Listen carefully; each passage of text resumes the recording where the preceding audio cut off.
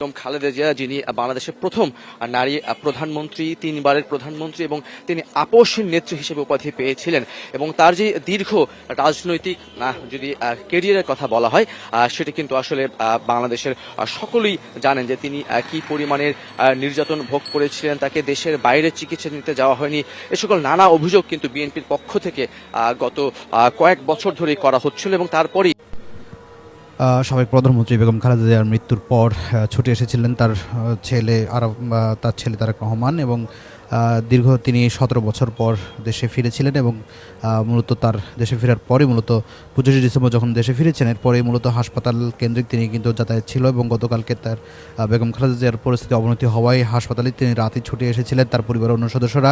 এই মুহূর্তে এখন সকাল 10টা বাজে, 10টায় তিনি বরাবর হাসপাতাল থেকে বের হয়েছেন এবং বের হয়ে তিনি এই মুহূর্তে তিনি যাচ্ছেন দলের স্থায়ী কমিটির সদস্য যে মিটিং বসেছে গুলশানের যে চেয়ারপারসন কার্যালয় সেখানে যাচ্ছেন।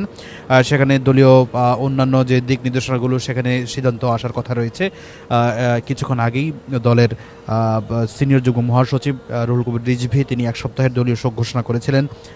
এই শোক ঘোষণার পরে তিনি কিন্তু দলের প্রতিটি জেলা পর্যায়ে কার্যালয়গুলোতে শোক বই খোলার আহ্বান জানানো হয়েছে। সেখানে দলীয় নেতাকর্মী তারা শোক বইতে তারা শোকের বিষয়টি তুলে আনবেন এবং বেগম খালেদা জিয়ার ইন্তেকালে আমরা গভীরভাবে শোকাহত ও মর্মাহত। তার মৃত্যুতে জাতি এক মহান অভিভাবককে হারিয়েছে। এই গভীর শোকের মুহূর্তে আমি তার পরিবারের সদস্যবৃন্দ, রাজনৈতিক সহকর্মী এবং অগণিত কর্মী সমর্থকদের প্রতি সমগ্র জাতির পক্ষ থেকে আন্তরিক সমবেদনা জানাচ্ছি। মহান আল্লাহর কাছে আমার প্রার্থনা, তিনি যেন আমাদের সবাইকে এই গভীর শোক কাটিয়ে ওঠার শক্তি দান করেন। বেগম খালেদা জিয়া ছিলেন বাংলাদেশের রাজনীতিতে এক পরম মহিমান্বিত ব্যক্তিত্ব। গণতন্ত্র, বহুদলীয় রাজনৈতিক সংস্কৃতি এবং জনগণের অধিকার প্রতিষ্ঠার সংগ্রামে তার অসামান্য ভূমিকা ইতিহাসে অম্লান হয়ে থাকবে।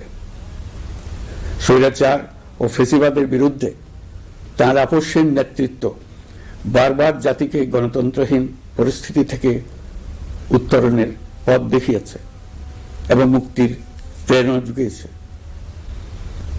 দেশ ও জাতির প্রতি তার সমুজ্জ্বল অবদান জাতি চিরকাল শ্রদ্ধার সাথে স্মরণ করবে।